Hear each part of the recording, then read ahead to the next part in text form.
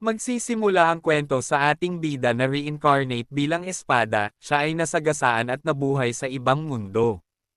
Nagulat siya nung nabuhay siya ay isa na itong espada, chinek ng ating bida ang kanyang mga skill kung ano ang kanyang mga kayang gawin.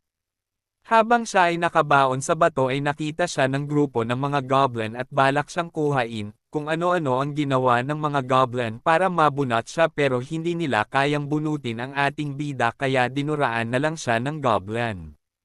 Dahil sa galit ng ating bida ay pinagpapatay niya ang mga goblin at sa bawat mapapatay na monster ay nagkakaroon siya ng panibagong skill. Habang naghahanap ng monster ang ating bida ay na-stuck siya sa isang lugar na kahit anong gawin niyang skill niya ay hindi na siya makaalis. Inabot na siya ng 3 araw, 5 araw, 10 araw hanggang 1 buwan na siya na-stuck sa lugar na ito. Habang nakabaon sa lupa ang ating bida ay may isang alipin na gustong lumakas at inaatake sila ng oso na 2 ang ulo. Halos lahat ng kasama niyang alipin at ang umaalipin sa kanila ay pinagpapatay ng oso na ito. Gusto ng ating bida na gamitin siya nito ng batang alipin na ito para mabunot sa pagkakabaon sa lupa. Pilit na binunot ng batang alipin ang ating bida hanggang sa natanggal niya sa pagkakabaon. Agad na nilabanan ng ating bida at nagbatang alipin ang oso na 2 ang ulo, ang batang alipin pala ay naabsorb niya ang skill ng ating bida kaya ang kilos nito ay bumilis at lumakas.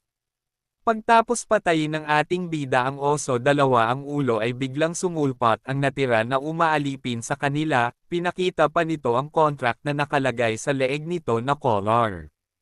Sinunog ng ating bida ang contract na ito kaya ang batang alipin ay natanggal ang collar sa leeg at nagpasalamat sa ating bida, gusto ng ating bida na siya na lang ang hahawak sa kanya. Ang pangalan pala ng batang alipin ay si Fran, at dahil siya na ang magmamayari sa ating bida ay tinawag niya itong master. Habang sila ay nasa daan ay may nadaanan silang isang karwahe na inaatake ng goblin kaya agad nila itong tinulungan. Habang nakikipag-usap si Fran sa lalaki na kanilang tinulungan ay nabanggit nito ang pagiging adventurer kaya gusto din ni Fran na maging adventurer. Kaya pumunta sila sa syudad at nagpa-register bilang adventurer pero hindi naniniwala sa kakayahan ang babae na nag-assist sa kanya kaya patunayan daw muna niya ang kanyang lakas. Dinala si Fran sa isang arena at andin ang isang lalaki na parang ogre na kanyang kakalabanin.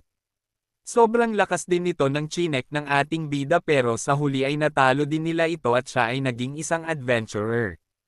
Tuwang-tuwa ang ating bida dahil siya ay isa ng adventurer, pero may mga tao pa din sa kanya ang naiingit kaya tinuruan niya ito ng leksyon dahil sila ay pakyalamero.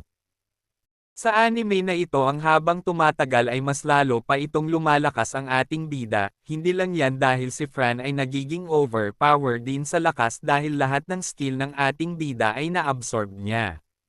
Guys, try nyo na lang panoorin ang anime na ito dahil maganda din ang kwento nito.